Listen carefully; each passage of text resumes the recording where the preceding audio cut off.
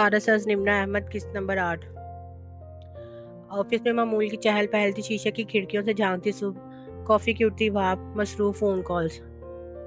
फाइज ने होले से दरवाजा खटखटाया। काम करती पारस ने गर्दन उठाई से देखकर सर के इस बात से आने का इशारा किया। वो हल्की सी मुस्कुराहट के साथ इसके सामने आ बैठा। जी फाइज साहब, वो अपनी पावर सीट पर टेक लगाकर पीछे हुई संजीदगी से पूछ रही थी। मुझे आपका शुक्रिया अदा करना था। इस दिन आपने मुझे लिफ्ट दी और फिर 3 दिन के इंतजार के बाद अपॉइंटमेंट लेटर का मिलना। मैं अपनी खुशी बयान नहीं कर सकता। वो बज़ाहिर बहुत एहसान मंदी से कह रहा था, अलबत्ता इसकी गहरी आंखें कुछ और कहती थी। You are welcome. पारस ने संजीदगी से फाइल स्टैंड से एक फाइल उठाई, इसे खोला, चंद सफ़े पलटाए, फिर एक जगह रुकी। फाइज साहब, आपने अपने सीवी में तजर्बे के खाने में 1 साल के लिए हमारे होटल की लाहौर वाली शाह में काम करने का भी लिखा है। जी मैम, रिजवान साहब की डेथ से 2-3 माह कबल ही मैंने वहाँ से रिजाइन किया था।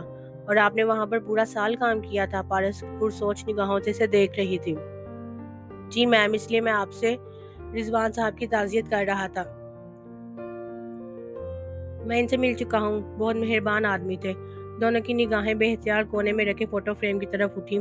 पारस देखते हुए लम्हे भर कहीं और खोई। फाइज अपने तमाम तर कंपोज के बावजूद इस तस्वीर के साथ बहुत पीछे चला गया। जब वो छोटा था, एक टीनेज लड़का सोफे पर बैठा फिक्रमंदी से अपने सामने टहलती सवेरा आपा को देख रहा था। ओह आपा, क्या हो गया है? आपा रुकी, हशमगी निगाहों से इसे घूरा और जैसे फट पड़ी। क्या हो गया है? देखा नहीं तुमने वो लड़की निदा कैसी बेवकूफ बना रही है हमारे सादा से भाई जी को? वो मुस्तरफ अंदाज में फिर कमरे के चक्कर लगाने लगी। फर्बी माइल जिस्म और छोटी आंखों वाली सवेरा आपा बेहद बेचैन नजर आ रही थी। खुद ही तो आपने इनकी मंगनी करवाई थी, मैंने नहीं करवाई थी। वो एकदम चीख कर बोली। भाई जी ने कहा दोस्त की बहन है, पसंद है इन्हें, तो मैं रिश्ता ले गई कि अब नहीं शादी करेंगे तो कब करेंगे? आखिर बहन हूँ, मुझे ही सोचना होगा। वो भी नीच लोग भी जैसे तैयार बैठे थे, इधर रिश्ता आया, उधर हाँ कर दी। और वो निदा सवाए खूबसूरती चंद डिग्रियों की और क्या काबिलियत है इसमें? मगर मैंने कहा भाई जी खुश तो हम खुश, मगर मुझे क्या कहा था कि दौलत की लालची लोग ऐसे काम करने लगेंगे।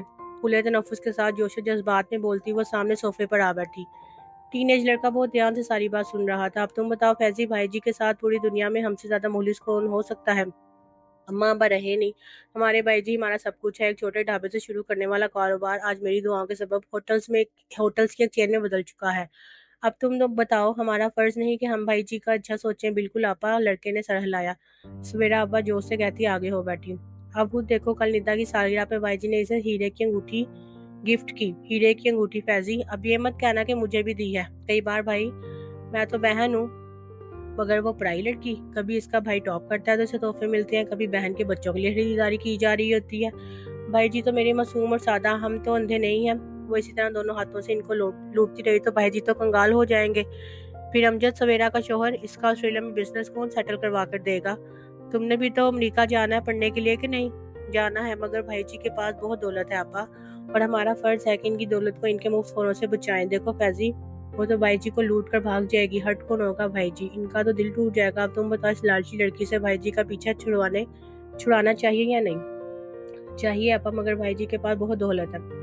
लोग कहते हैं कि वो पारस से जिस चीज में हाथ डाले से सोना बना देते हैं। क्या आपकी मुलाकात रहती थी रिजवान से? पारस की आवाज ने से चौंकाया। यादों की बहती नदी से बाहर लम्हे भर में वो आया। जी चंद एक बार शर्फ में मुलाकात नसीब हुआ था। वो संभल कर उदासी से मुस्कुराया। बहुत कुछ सीखने को मिला। इनफैक्ट अभी मुझे याद आ रहा था कि इनके काम में अल्लाह ने बहुत बरकत रखी थी। लोग कहते थे कि वो पारस है ऐसा आदमी जिस चीज को छुए से सोना बना देता है। पारस के लबों पर हल्की सी तल्ख मुस्कुराहट आ ठहरी। ये पहली दफा था कि जब फाइज ने इसे मुस्कुराते हुए देखा था। हाँ, ऐसा शख्स जिसको छुए से सोना बना दे मगर खुद सारी जिंदगी पत्थर ही रहता है। बजा फरमाया। फाइज दुखी अंदाज में मुस्कुराया। एक नजर फिर से इस मुस्कुराती तस्वीर पर डाली। दफातन फोन बजा। पारस रिसीवर उठाए दूसरी तरफ की बात सुनने लगी। तस्वीर को देखते फाइज की निगाहें फिर से भटकी। यादों की झील में दायरे बनने लगे। एक छोटे मगर नफीस से ड्राइंग रूम में वो गोरी खूबसूरत लड़की ट्रे उठाए एक नौजवान को जूस सर्व कर रही थी। करीबी सोफे पर एक मोमर खातून बैठी मुस्कुराते हुए इन्हें देख रही थी। इनसे जरा दूर दरवाजे की चौखट पर वो एक टीनेज लड़का और सवेरा आपा चंद लम्हे देखते रहे। सवेरा आपा की आंखों में चमक दर आई थी। जैसे ही वो लड़की कबाब की प्लेट उठाए नौजवान के सामने झुकी, सवेरा आपा एकदम से अंदर दाखिल हुई। बहुत खूब निदा, यहाँ तो हासुल हास मेहमान आए हुए हैं, इतने हास के हमारी आमद की खबर ही नहीं हुई। लड़की सीधी होती हुई चौंकी, फिर आपा को देखकर सादगी से मुस्कुराई। आइए सवेरा आपा, आप कब आई? मोमर खातून ने मुस्कुराते हुए अपनी जगह से उठने लगी। जब तुम यहाँ गैर मर्दों की खातिर करने में मसरूफ थी। इनकी आवाज बुलंद, अजीब लहजे। लड़की का चेहरा फक हुआ। इसने परेशानी से माँ को देखा। नहीं, मैं तो सर्व कर रही। ये मेरे कजन है, मामू के साथ आए हैं। मामू ऊपर हैं। और सवेरा आपा के अल्फाज नहीं, इनके तंजो तेज निगाहें थी जो वो तीनों परेशान हो गए थे। बस बस, सब देखा है मैंने अपनी आंखों से। मेरे मासूम भाई की आंखों में धूल झोंक कर तुम यहाँ ये सब कर रही हो? बदकिरदार लड़की निदा का चेहरा सुर्ख होकर दहकने लगा। अपनी हद में रहे। आप अच्छी तरह जानती हैं कि आप झूठ बोल रही हैं, मुझ पर इल्जाम लगा रही हैं। बेटा, तुम गलत समझी हो ये। तो माँ ने मदाखलत की कोशिश की। आप दरमियान में मत बोले, मैंने रंगे हाथों पकड़ा है आपकी बदकिरदार बेटी को। निदा का कजन हांगकांग की तरह खड़ा सब देख रहा था। चौखट में खड़ा टीनेज लड़का भी खामोश था, बिल्कुल खामोश। मुझे नहीं पता आप ये क्यों कर रही हैं, मगर मैं इतना जानती हूँ कि मेरे घर में खड़े होकर आप मुझे यूं बदकिरदार नहीं कह सकती। निदा हैरत ज़दा भी थी और अब से इसे गुस्सा भी आ रहा था। और मुझे समझ नहीं आ रही कि आप इस तरह इतनी ढिठाई से झूठ क्यों बोल रही हैं। मैंने खुद अपनी आंखों से देखा है बीबी कि तुम क्या कर रही थी। वो चमक कर बोली। क्या कर रही थी? मैं जूस दे रही थी, कबाब दे रही थी। आप क्यों इस बात को गलत रंग दे रही हैं? यानी कि तुम मुझे झूठा कह रही हो? नहीं नहीं सवेरा बेटा, इसका ये मतलब नहीं। आप खामोश रहे। अम्मी ये खातून सब कुछ सोचकर आई हैं, इन्हें कोई गलतफहमी नहीं हुई। और हाँ, मैं आपको झूठा इल्जाम तराश कह रही हूँ। वो लड़की बहुत एतमाद और सख्ती से बोली थी। बस बहुत देख सुन लिया, मैं भी देखती हूँ अब तुम मजीद कैसे मेरे भाई को बेवकूफ़ बनाती हो। चलो फैजी। वो धड़ से आगे पीछे बाहर निकले। मंजर हवा में तहलील हुआ, रंग बिखरे यादों के कैनवस पर एक और ब्रश स्ट्रोक्स लगाने लगे।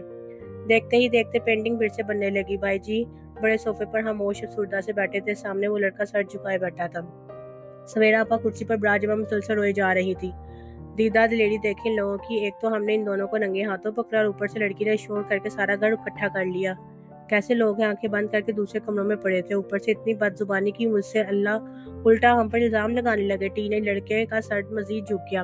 अब वो अपने पैरों को देख रहा था। मुझे तो पहले दिन से निदा के तौर तरीके अच्छे नहीं लगते थे, लेकिन मैं चुप रही। आपकी खामोशी थी, खुशी थी, मैं भी खुश थी। आज भी जबान ना खोलती कि मैं तो 2 बार पहले भी बाजार में निदा को इस लड़के के साथ देख चुकी हूँ, मगर आज तो फैज ने भी देख लिया। अब खामोश रहती तो छोटा भाई मुझे बड़े भाई का मुजरिम करार देता। क्यों? फैजी लड़के ने जी भाई जी सर उठाया। भाई जी से नजरें मिलाई। आपा दुस्त कह रही हैं, ऐसा ही हुआ था। भाई जी की आंखों में ढेरों उदासी थी, वीरानी थी। यादों की पेंटिंग चंद दिन मजीद आगे सिरकी। एक खून कॉल पर हर जगह छाने लगी। फैजी के हेलो के जवाब में कहे गए चंद फिक्रे जो आज भी से सुनाई देते थे।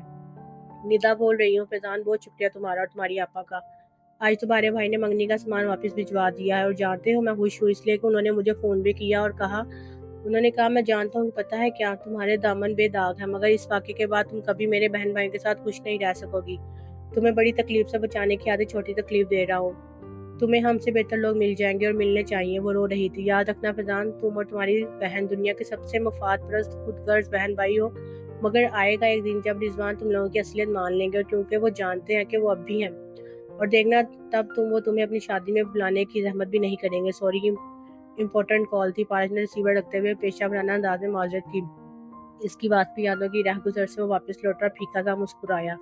बात ज्यादा इन नशरों से भी लबरेज होती हैं जो दूसरों ने हमें हर्ट करने के लिए फेंके होते हैं, और हम जानते हैं कि हम ठीक थे। जो हमने किया वो कतन गलत ना था। फिर हर दफा वो नशर जीतने पर दिल के अंदर चीर देने वाली तकलीफ क्यों उभरती है? वो तकलीफ जो किसी ऐसे गिल्ट से पैदा होती है जिसका ना इंसान इतराफ करे, ना ही इसे खबर हो। भाई साहब, अब आपने हमारी लाहौर वाली शाह में अप्लाई क्यों नहीं किया? रिजवान साहब के बाद वो जगह वैसी नहीं रही। फैजान साहब वैसे भी बाहर होते हैं। बज़ाहिर वो बेपरवाही से कहते हुए इसने गौर से पारस का चेहरा देखा। इसकी पेशानी पे हल्का सा बल पड़ा था। मैनेजर ही सब संभालते। हकीकत यह है कि मैंने इधर अप्लाई किया था, मगर मुझे जॉब नहीं मिली। और आपने वो जॉब पहले छोड़ी क्यों थी? रिजवान साहब के भाई फैजान साहब को कोई सिफारिशी भर्ती होना था, इसलिए मैनेजर ने मुझे ढके छुपे लफ्जों में बता दिया था कि मैं कोई और नौकरी तलाश करूं। सो मैंने रिजाइन कर दिया। पारस के लब खींच गए। आंखों की पुतलियां नागवारी से सुकड़ गईं, जैसे इससे बहुत कुछ नापसंद आया हो, मगर वो इजहार न करना चाहते। फैजान साहब अभी तक अमेरिका में आए। अपनी नागवारी दबाए वो संजीदगी से पूछने लगी, 2-3 माह कबल तक तो बाहर ही थे, आपका कोई राब्ता है? आपका मालूम नहीं इनसे? वो कुछ सोचते मुखातिब हुई।